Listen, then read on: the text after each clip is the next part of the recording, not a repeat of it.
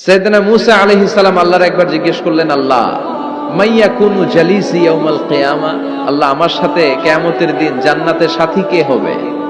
আল্লাহ বললেন, জালিসুকা ফিল জান্নাতি জাজ্জার, তোমার সাথী হবে কিয়ামতের দিন বিচার শেষে জান্নাতে যখন ঢুকবা তোমার সাথী হবে একজন কসাই। কসাই চিনেন? কি করে? গোশত কাটে। সাইয়েদনা মূসা আলাইহিস সালাম অবাক হলেন, ঘটনা কি? কসাই, আমি হইলাম নবী আর আমার সাথে জান্নাতে থাকবে? হাউ কাম ইটস পসিবল, এটা কিভাবে সম্ভব? আল্লাহ বললেন, নিজেই দেখে আসো এটা কেমন কসাই।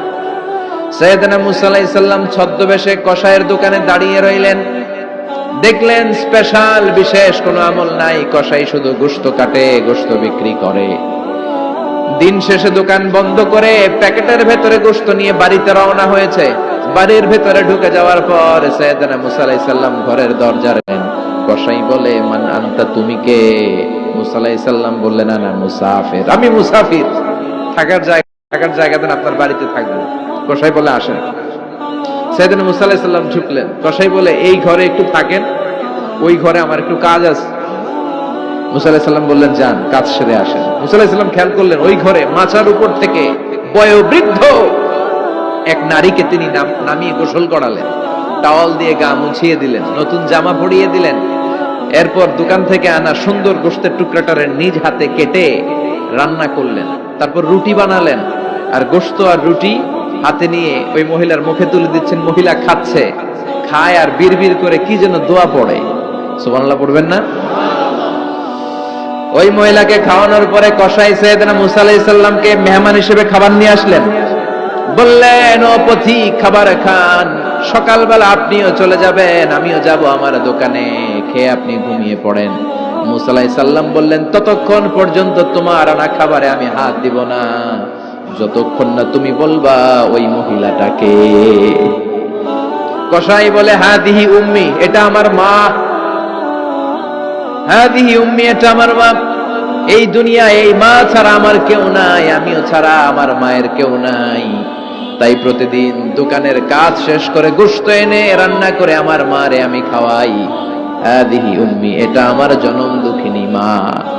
সাইয়েদনা মূসা আলাইহিস সালাম, বুঝলাম তোমার মা, কিন্তু তুমি যখন রুটি তোমার মায়ের মুখের ভেতরে তুলে দিচ্ছিলে, তোমার মা বিড়বিড় করে কি যেন পড়লো, কি পড়ে তোমার মা? কসাই বলে, আমার মায়ের একটা পাগলা দোয়া আছে। কি দোয়া? আমি জানি কশিন কালো এই দোয়া কবুল হবে না। আবেগের বশবর্তী হয়ে প্রতিদিন আমার মা আমার খেদমতে আমার উপর এত সন্তুষ্ট হয়ে যায়, এত খুশি হয়ে যায়। আমার মা প্রতিদিন বলতে থাকে, আল্লাহুম্মা জাআল ইবনি জালিসা মূসা ইয়াউমাল কিয়ামা। ও আল্লাহ, আমার ছেলের খেদমতে আমি এত সন্তুষ্ট, আমার ছেলের উপর আমি এতটাই রাজি খুশি। শুনেছি এই জামানার সবচাইতে বড় পয়গম্বর, বনি ইসরাইলের সবচাইতে বড় নবী, ওই নবীর নাম নাকি মূসা। ও আল্লাহ, আমি এত কিছু জানি না, এত কিছু বুঝি না, এত কিছু চাই না, তোমার দরবারে শুধু একটাই চাওয়া, একটাই ফরিয়াদ, তুমি আমার ছেলেরে কিয়ামতের দিন মূসার সাথে হাসর নসিব করে দিও। আমার ছেলে কসাই ছেলেটারে তুমি মূসার জান্নাতের সাথী বানিয়ে দিও। আল্লাহুম্মা জাআল ইবনি জালিসা মূসা ইয়াউমাল কিয়ামা। জালিস মানে ফ্রেন্ড, বন্ধু। আল্লাহ, জান্নাতে আমার ছেলেরে তুমি মূসার বন্ধু বানিয়ে দিও। মূসা আলাইহিস সালাম এবার বুঝতে পারলেন। তিনি বললেন, ঘটনা তো এই জায়গায় এতক্ষণে বুঝতে পেরেছি, কেন আমার সাথে মুফাসসির যাবে না, হাফেজে কোরআন যাবে না, শহীদরা যাবে না, ওলিরা যাবে না, নবীরা যাবে না, আমার সাথে জান্নাতে যাবে কসাই। এটা মায়ের দোয়া। কার দোয়া? মায়ের দোয়ার দরকার আছে না নাই? অনেক পাওয়ারফুল মায়ের দোয়াটা। বুলেট মারলে বুলেট মিস হয়, মায়ের দোয়া মিস হয়? ড্রোন হামলা করলে ড্রোন হামলা মিস হয়ে যেতে পারে, কিন্তু মায়ের দোয়া কশিনকালে মিস হয় না। চিল্লায় বলেন ঠিক কিনা? মায়ের দোয়াটাও কবুল, বদদোয়াও কবুল। ভয়ঙ্কর কিন্তু। মা দোয়া করলে কবুল হয়, কিন্তু বদদোয়া করলে কবুল হয় না। এরকম হলে it was not a big deal, এটা বড় সমস্যা ছিল না। কিন্তু দোয়া করলেও যেমনি কবুল, বদদোয়াটাও কবুল। এজন্য খবর আছে না নাই? এক একটা মায়ের এক একটা বেবি জন্ম দিতে কষ্ট হয় না? শুধু কষ্ট, কি পরিমাণে কষ্ট এটা মা জানে, বাবা জানে না। এজন্য বিষ্ণু বলেছেন, মায়ের মর্যাদা বাবার চেয়ে কয় গুণ বেশি।